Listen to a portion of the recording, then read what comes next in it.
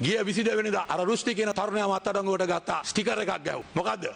ඊශ්‍රායල් කියලා ගැහුවා ස්ටිකර් එක. ඒක ගත්ත ගමන් පොලිසියට තරහා ගියා. ඊශ්‍රායල් කියන එකට මොකටද පොලිසියට තරහා යන්නේ? මොකක්ද තියෙන තරහ? ගත්ත අරගෙන ගැහුවා දින 90ක්. ජාත්‍යන්තර ප්‍රජාවගෙන් ආවා බලපෑම. තමුන්නාන්සලට ඡන්දයට වැඩ කරපු මිනිස්සු කියලා බලපෑම් කරා. මේ වැඩේ කරන්න එපා. 90ක් ගහන්න එපා. අවුරුදු 22 ළමයි ස්ටිකර් එකක් ගැහුවාම තියෙන මොකද්ද ඊශ්‍රායලයට තියෙන? රාමසාන් මාසෙදී අහිංසක ළමයි 400ක් මරනවා ඊශ්‍රායල් හමුදාව. එක දවසේ 200ක් මරනවා. ඒතොර ඒ තරුණයා මේවා බලලා Tamanගේ විරුද්ධත්වය ප්‍රකාශ කරන්න තමයි මේ ස්ටිකර් එක ගැහුවේ. ඒ විරුද්ධත්වය ප්‍රකාශ කරන්න ඒ ස්ටිකර් එක ගැහුවාම දින 90ක් ගහන. දැන් පහුගිය සඳුදා ගිහිල්ලා අත්තනගල්ල උසාවියෙන් එළියට දැම්ම. මොකද එළියට දැම්ම? චෝදනාවක් නැහැ. කිසිම චෝදනාවක් නැතුව ඒ ළමයාට දඬුවම් දීලා තියෙනවා. මොකද දඬුවම? හැම ඉරිදම ඇවිල්ලා TID එකේ අස්සම් කරන්න. ගරු සභාපතිතුමනි මම මේකත් කියන්න ඕනේ. ඒ ළමයා ගෙදර එනකොට ඒ ළමයා වැඩ කරපු පෞද්ගලික ආයතනයෙන් ගෙදරට ලියුම එනවා. ඔයාව රසාවෙන් අපි ටර්මිනේට් කරලා තියෙනවා කියලා. අයින් කරලා තියෙනවා. ඒ ළමයාගේ තරුණ ජීවිතය ඉවරයි. තමුන්නාන්සලා ජනාධිපතිතුමා අර පොලිසිය කියන දේවල් විශ්වාස කරගෙන අස්සම් කරා. තාම චෝදනාවල් නැහැ. ඒ ළමයාගේ රස්සාව නැහැ. තමුන්නාන්සලාට පුළුවන් ද ළමයාට රස්සාවක් කරන් දෙන්න. ඒ ළමයාට පුළුවන් ද සමාජ ඉස්සරහට යන්න. දැන් තමුන්නාන්සලා මේ ත්‍රස්තවාදී පනතෙන් බැටකාපු අය ඒකේ වේදනාව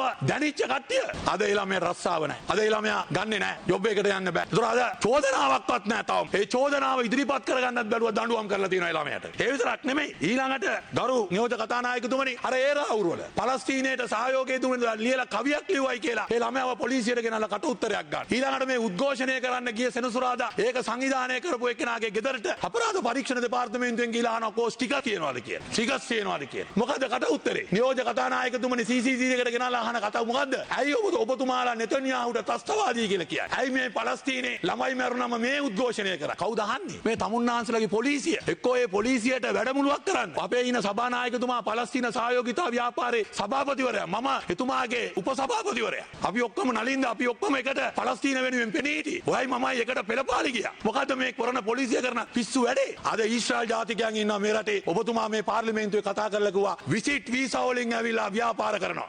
යන්න ආරුගම්බේට ගිහිලා බලන්න. කිසිම දෙයක් තමුන්නාන්සලා අත්අඩංගුවට අරන් නැහැ. මේ කොළඹ නගරේ ඒගොල්ලන්ගේ සංස්කෘතික මධ්‍යස්ථාන දෙකක් හදනවා. අගමැතිතුමිය කිව්වා නීති විරෝධී කියලා. තවම STF ගාඩ් එක දාගෙන හදනවා. පොලිසිය තියෙනවා. තමුන්නාන්සලා නවත්තන්නේ නැහැ. ඒක ඊශ්‍රායල් ජාතිකයෙක් සංස්කාරක වීසා වලින් ඇවිල්ලා ව්‍යාපාර කරන්නේ අත්අඩංගුවට අරන් තියනවද? නැහැ. නමුත් තමුන්නාන්සලා දැන් මාස දෙකකට කලින් ඉන්දුනීසියාවෙන් ආපු කට්ටියක් ඒගොල්ලෝ විසිට් වීසා වලින් ඇවිල්ලා ආගමික කටයුතු වලට සම්බන්ධ වුණායි කියලා ඒගොල්ලන්ව අත්අඩංගුවට අරගෙන දින 14ක් තියන් හිටියා. ඇයි ඊශ්‍රායල් කාරයන්ට මෙච්චර බය? අපිට හිතා ගන්න බෑ තමුන්නාන්සලා මේ මාස 6ක් තුල මෙහෙම වෙනස් වෙයි කියලා. හිතා ගන්න බෑ. ජනාධිපතිතුමා ජනාධිපති මැතිවරණ කාලෙදිත් ගියා පලස්තීන තානාපති කාර්යාලයට. ගිහිල්ලා මුහුණ පෙන්නවා. අපි ඉන්නේ ඔයගොල්ලත් එක්ක කියලා. දැන් මොකද? දැන් ඊශ්‍රායල් කාර්යය මේ සැරිසරනවා. නීති විරෝධීව එක එක් අත්අඩංගුවට ගන්නේ නැහැ. නමුත් පලස්තීනයට සහයෝගය පළ කරලා ස්ටිකර් එකක් ගහපු ගමන් දින 90ක් ගහනවා. අපි දන්නේ නැහැ මොසාඩ් එක මේ වැඩේ කරනවාද කියලා. නියෝජක කතානායකතුමනි තරුණයව උසාවියට දවස් 7ක් තියාගෙන ඉඳලා උසාවියට ඉදිරිපත් කරාම එක චෝදනාවක් දැම්මේ නැහැ. චෝදනාවක් නැහැ. නමුත් දඬුවම් කරලා තියෙනවා. හැම ඉරිදාම TID එකට ගිහලා අස්සම් කරන්න ඕනේ. චෝදනා නැතුව කොහොමද දඬුවම් කරන්නේ? ඒත් ලැජ්ජයි තමුන්නාන්සලා PTA එකට විරුද්ධ වුණා. PTA එක අවශ්‍ය කරනවායි කියලා කිව්වා. දැන් පාවිච්චි කරනවා. ඒකයි මම මේ කියන්නේ. ඔය පොලිසියට එක්ක පලස්තීන ගැන කියලා දෙන්න. ආණ්ඩුවේ මතයේද පොලිසිය නියෝජනය කරන්නේ. ඒකයි මම අහන්නේ. ඇයි ස්ටිකර් හොයන්නේ? ඇයි පලස්තීනේ නතන්යාහුට අපි ත්‍රස්තවාදී කිව්වම පොලිසියට තියෙන අමාරුව මොකක්ද? ඒකයි මම අහන්නේ. තමුන්නාන්සේ මෙතන කියන දේ නෙමෙයි පොලිසිය කරන්නේ. ඒකයි මම මේ කියන්නේ තමුන්නාන්සලට එක්කෝ මේ පොලිසිය කුමන්ත්‍රණ කරනවා තමුන්නාන්සලගේ ආණ්ඩුව වට්ටන්න. දැන් තමුන්නාන්සලා කියනවානේ රජයේ නිලධාරීන් වැඩ කරන්නේ නැහැ කියලා. පොලිසිය කියන්නේ රජයේ නිලධාරීන් තමයි. සමහර විට තමුන්නාන්සලගේ ආණ්ඩුව අපකීරිමත් කරනවද? පොලිසිය මේම ඇසිරෙනවද දන්නේ නැහැ. ඒක හොයලා බලන්න. මොකද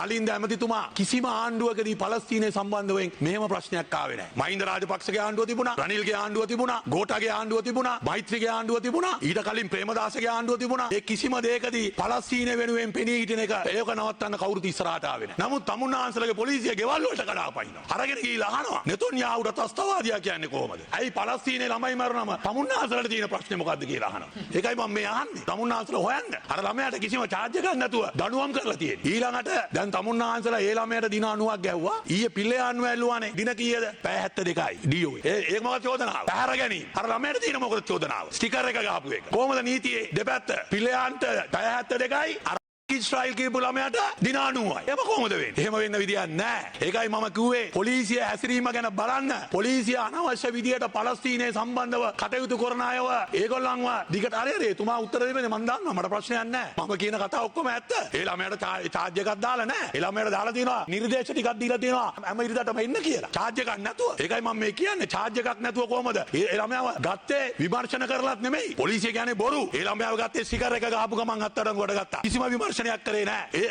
අත්අඩංගුවට අරගෙන තමයි විමර්ශනය කරේ. අත්අඩංගුවට අරගෙන. අර අපේ ඊයේ ආර්ෂ සිල්වා කිව්වා වගේ මේ සතියේ EU එක එන්න ඉන්නවා ලබන සතියේ විශාල පින්ඩනයක් ආවා. තමුන්නාන්සලට ඡන්දේ දීපු විදේශවල ඉන්න කට්ටිය පෝස්ට් දැම්මා. මේක හරි අසාධාරණයි මේ ළමයා එළියට දාන්න කියලා. විශාල බලපෑමක් උඩ තමයි එළියට දැම්මේ. මොකද ඒ ළමයාගේ දෙමව්පියට CCTV එකෙන් මේ TID එකෙන් අඬගාලා කිව්වේ කාලඟටත් යන්න එපා කියලා කිව්වා. මාධ්‍ය වලට දෙන්න එපා කියලා කිව්වා. කාලඟට හරි ගියොත් මානව හිමිකම් කොමිෂන් සභාවට ගියොත් කිව්වා ළමයාව යවන්නේ නැහැ කියලා කිව්වා. ළමයාගේ දෙමව්පියන්ට තර්ජනය කළා. බොරුනම් අහන්න හැමතුමාට කැමති නම් මම එක්කන් එන්නම් දෙමව්පියෝ දෙන්නම්. ආන්න TID එකෙන් ඒ දෙමව්පිය අසරණ දෙමව්පියෝ දෙන්නේ. ඒ දෙමව්පියන්ට තර්ජනය කරපු විදියට ඔබතුමාට කැමති නම් මම එක්කන් එන්නම් ඔබතුමා මුණ ගැහේ. එහෙම නිලධාරීන් පිළිබඳව තීන්දුව ගන්න. ඔබතුමාලා ආවේ නීති ආධිපත්‍ය ඇති කරන්නනේ. යහපත් පාලනයක් හදන්නනේ. PT එක අවෝසි කරන්නනේ. එහෙමනම් එහෙම නිලධාරීන් ඉන්නවා. ඒ හින්දා ඒ නිලධාරීන් කියන දේ විශ්වාස කරන්න එපා. නිලධාරීන් කිව්වනේ ඉජාති ඉස්බුල්ලා ගැන. ඔයයි මමයි මේ පැත්තේ ඉඳන් කතා කරන්නේ ඔබතුමාලාගේ ජනාධිපති මමයි. නිලධාරීන් කිව්වනේ ડોක්ටර් ශාෆි ගැන. ඊළඟට නිලධාරීන් කිව්වනේ අහනාස් යාසිම් ගැන. ඊළඟට නිලධාරීන් කිව්වනේ අර කවිලියපු රාසික් ගැන. මොකද උනේ? අන්තිමට ශ්‍රේෂ්ඨාධිකරණයෙන් ඔක්කොමලා නිදහස් කරා. නිලධාරීන් මොකද නොකිව්වේ? ඉජාති ඉස්බුල්ලාට කිව්වා මහමොලකාරයා කියලා. ඉවරයි. ලෝය. හරි ඒ හින්දා මේ පොලිසියේ නිලධාරීන් එක එක ලකුණු දාගන්න හරි එහෙම නැත්නම් තමුන්නාන්සලගේ තනසන්න හරි තමුන්නාන්සලගේ ආණ්ඩුව කඩාකප්පල් කරන්න හරි එක එක වාර්තාවල් දෙනවා. දැන් මේ පොලිසිය බාර ඇමතුමාට අර මියන්මාරේ ඉන්න කට්ටිය ලංකාවට ආවම කිව්වේ තව ලක්ෂයක් මියන්මාරේ ඉඳන් එන්නවා කියලා බුද්ධි වාර්තාව හම්බුනායි කියලා එතුමා පාර්ලිමේන්තුවේත් කිව්වා. මේ අපේ පොලිසිය බාර ඇමතුමා මොකද බුද්ධි වාර්තාව? මියන්මාරෙන් ලක්ෂයක් එන්න ඉන්නවා කියලා.